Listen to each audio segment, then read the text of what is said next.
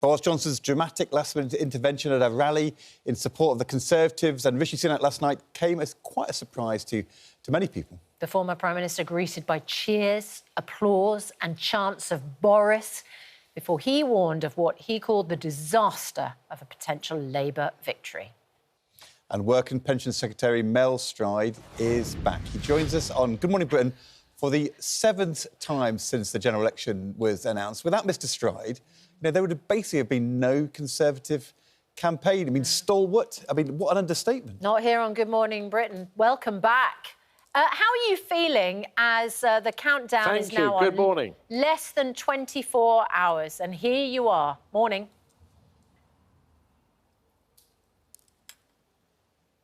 Hello.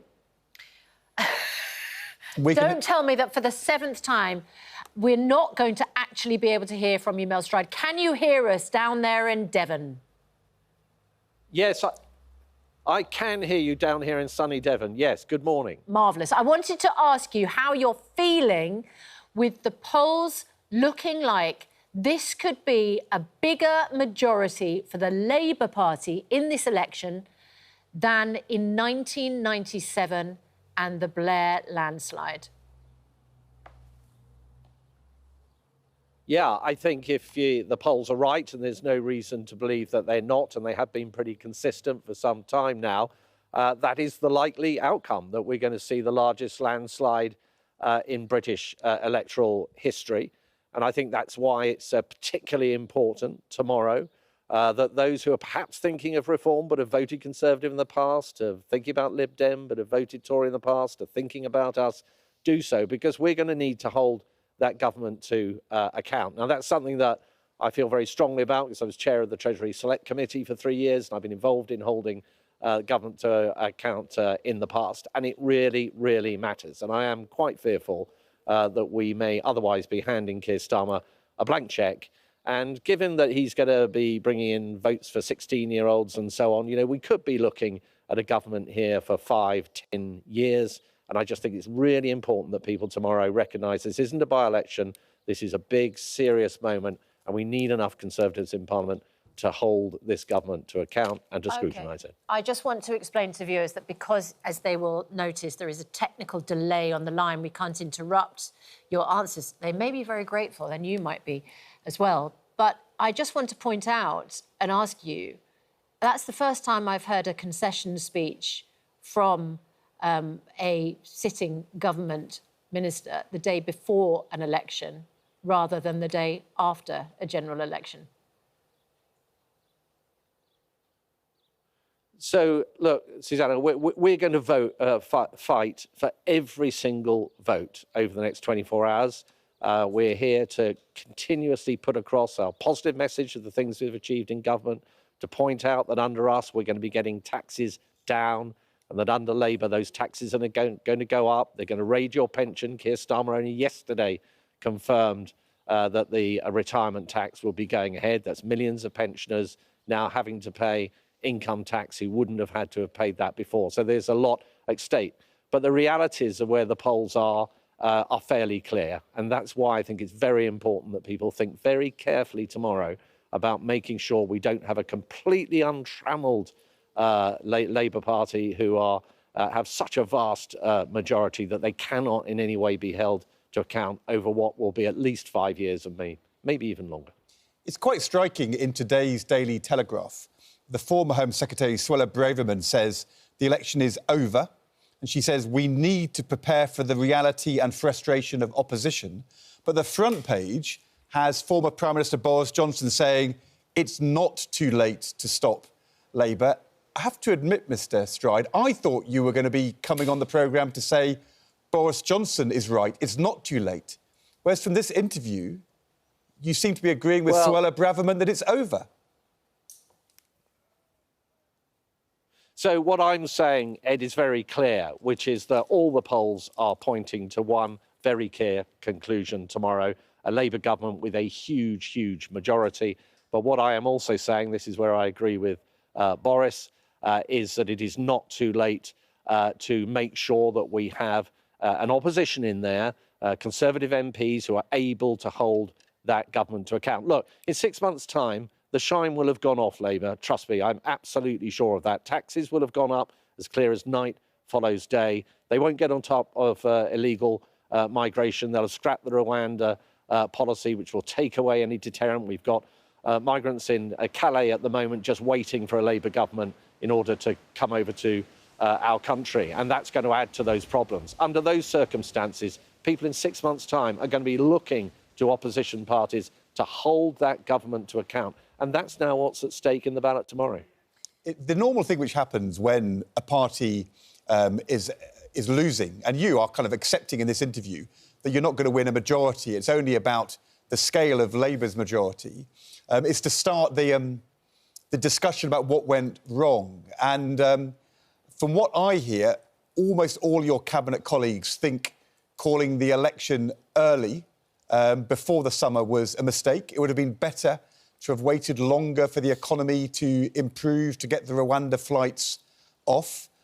Look, I know this is difficult because essentially you've become the most trusted spokesperson for the Prime Minister on our programme, and we really appreciate that.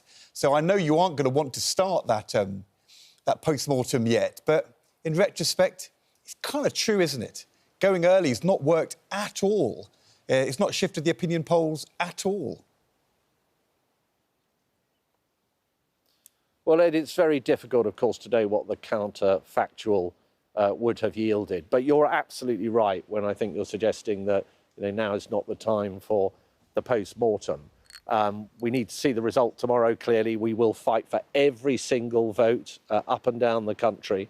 But if the polls are correct and we do have a Labour landslide, then there will be plenty of time to ask those questions and many others going forward as to where the Conservative Party goes from here to be the natural party of government, which is what it should be. It should be occupying that centre ground, that one nation conservatism that wins elections, whilst making sure that we're firm on things like law and order, as we have been on immigration and so on, and so forth, and crime and other important matters. I'm going to ask you another post-mortem question, which is flattering to you. The guy in charge of the Conservative campaign, Oliver Dowden, has been unseen in this election campaign. The chair of the Conservative Party, Mr Richard Holden, has basically been unseen on our programme in the election campaign, and you have been on 7 times. What is it about you, which means you've had the kind of courage and the conviction to come on and make the case when the guy in charge of the campaign and the spokesperson for the campaign have gone totally AWOL? Well, I think everybody has had their different way of contributing. In terms of me personally, Ed, you've asked a very personal question. I care deeply about my country. I'm very concerned about what's going to happen tomorrow in the general election. I have personally, as many of my colleagues have fought tooth and nail over this 6-week period to land our messages about what is coming down the track with the Labour government. And I will do that right the way through to when the polls close at 10 o'clock tomorrow. We are going to have higher taxes under Labour. People are going to have their pensions raided. We saw the consequences of that under the last Labour government when we had the 4th highest level of pensioner poverty in Europe. Under this government, 200,000 fewer pensioners in poverty. We don't want to be putting people's taxes up. We won't put people's taxes up, but the Labour Party will.